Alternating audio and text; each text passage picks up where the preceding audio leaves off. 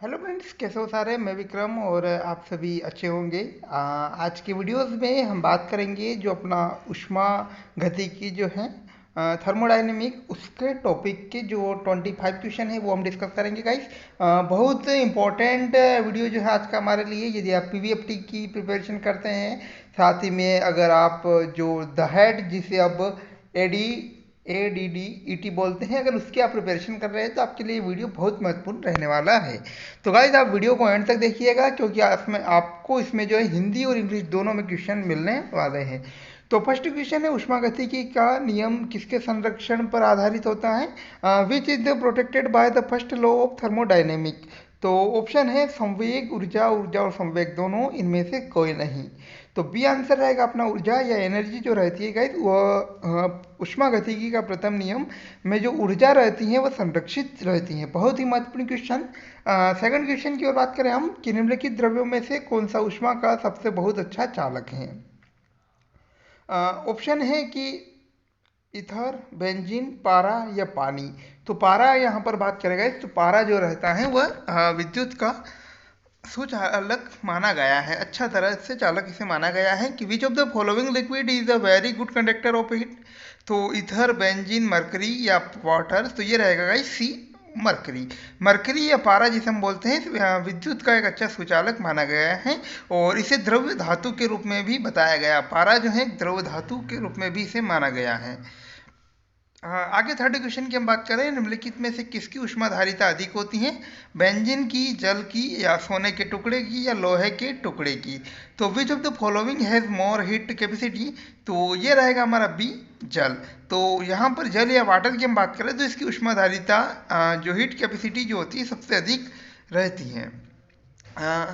आगे हम बढ़ते हैं क्वेश्चन नंबर 4 की बर्नौली प्रमेय किस पर आधारित है? ऊर्जा संवेग संरक्षण पर, ऊर्जा संरक्षण पर, संवेग संरक्षण पर, आवेश संरक्षण पर, या इनमें से कोई नहीं। तो Bernoulli theorem is the based on.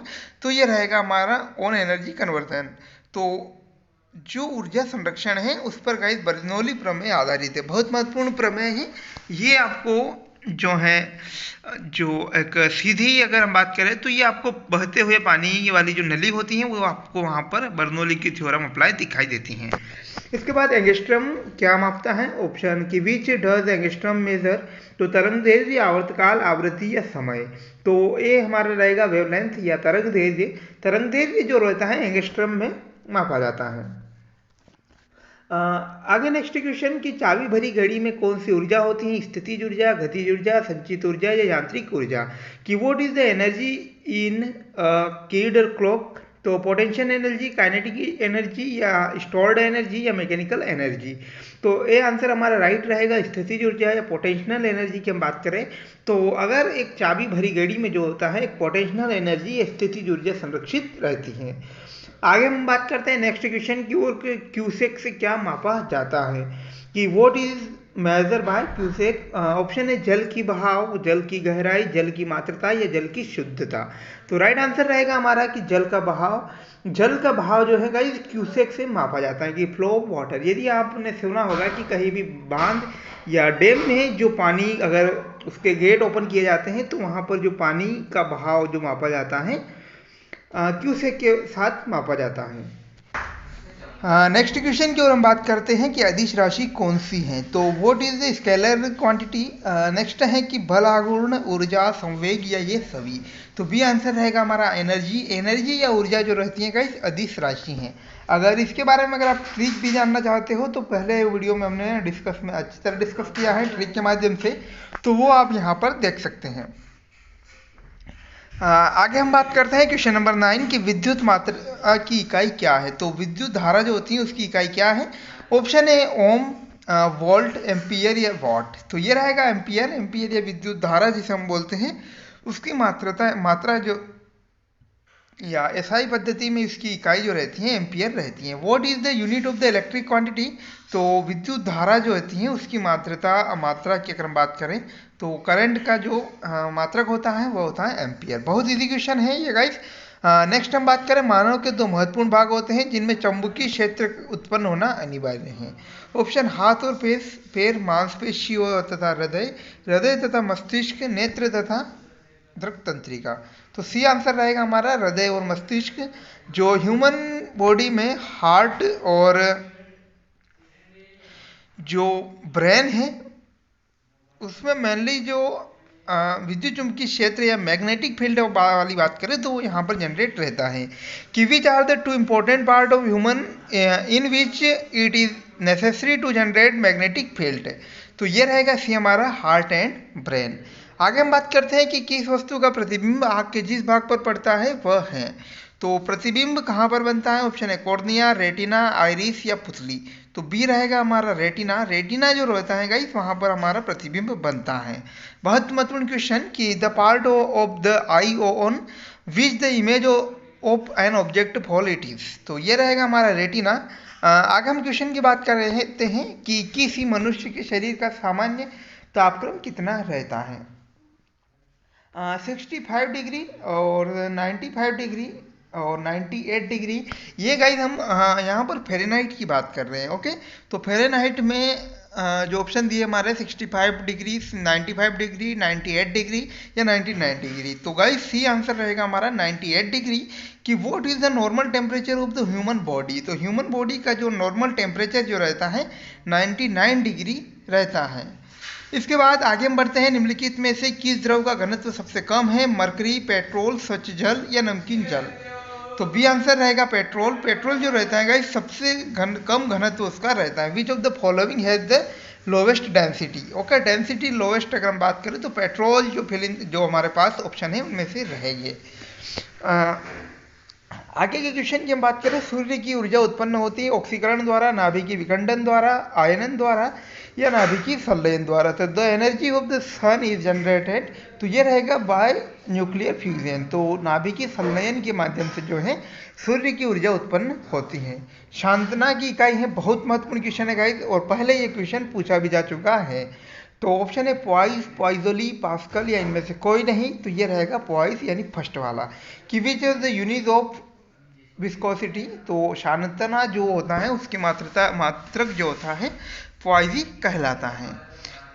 आगे हम बढ़ते हैं कि वह कौन सा बल है जिसके कारण पिंड धरती के केंद्र की ओर खींचा चला जाता है? द्रव्यमान, आवेगी बल, गुरुत्वाकर्षण या संवेग। बहुत इजी क्वेश्चन है गाइस। गुरुत्वाकर्षण की अगर हम बात करें तो गुरुत्वाकर्षण के कारण जो होता है कोई पिंड पृथ्वी के केंद्र की तरफ खींचता चला जाता है, या कि ग्रेविटी हम बोल सकते हैं इसको। कि what is the force due to which the body is pulled toward to centre of the earth. तो ग्रेविटी इसका राइट आंसर रहेगा। आगे हम बढ़ते हैं नेक्स्ट क्वेश्चन की ओर। पास्कल किसकी इकाई है? दाब की, वर्षा की, आर्द्रता की या ताप की। तो ये रहेगा हमारा ए दाब की। पास्कल जो होता है गाइस दाब की इकाई रहती है।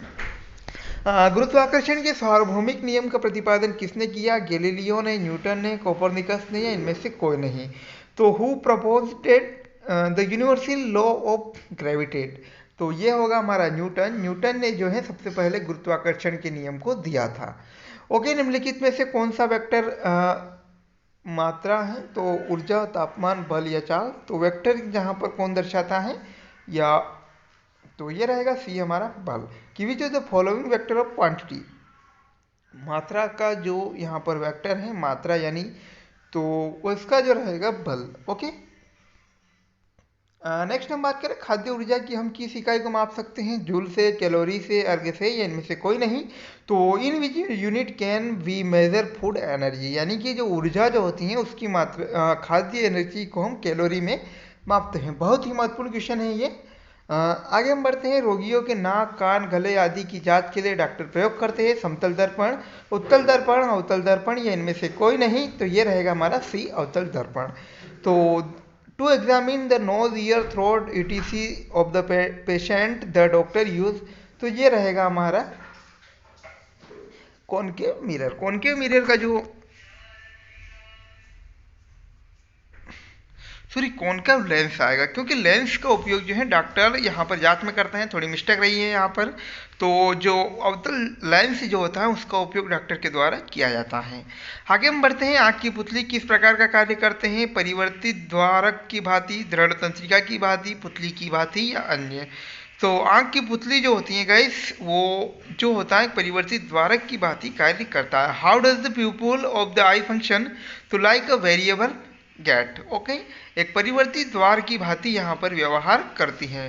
अंतिम क्वेश्चन जो हमारा है, दीर्घ दृष्टि दोष वाला व्यक्ति के चश्मे में लगा होता है अवतल लेंस, द्विफोकस लेंस, उत्तल लेंस, बेलनाकार lens, the glass of the person with long sightedness are fitted in. तो ये रहेगा हमारा कॉन्वेक्स लेंस। तो दीर्घ दृष्टि दोष यानी कि दूरदृष्टि दोष में बोल सकते हैं कि दूर की वस्तु तो हमें स्पष्ट नजर आती है किंतु पास की वस्तु हमें स्पष्ट नजर नहीं आती है। तो उसमें जो गाइज मेनली कॉन्वेक्स या उत्तल लेंस जो होता है उसका उपयोग किया जाता है। बस गाइज आज की वीडियो में इतना ही, और मिलते हैं नई वीडियोस के साथ। और आप चैनल को सब्सक्राइब करिएगा ताकि कोई भी नई वीडियोस रहे तो उसे आप मिस न कर पाए। Thanks for watching guys.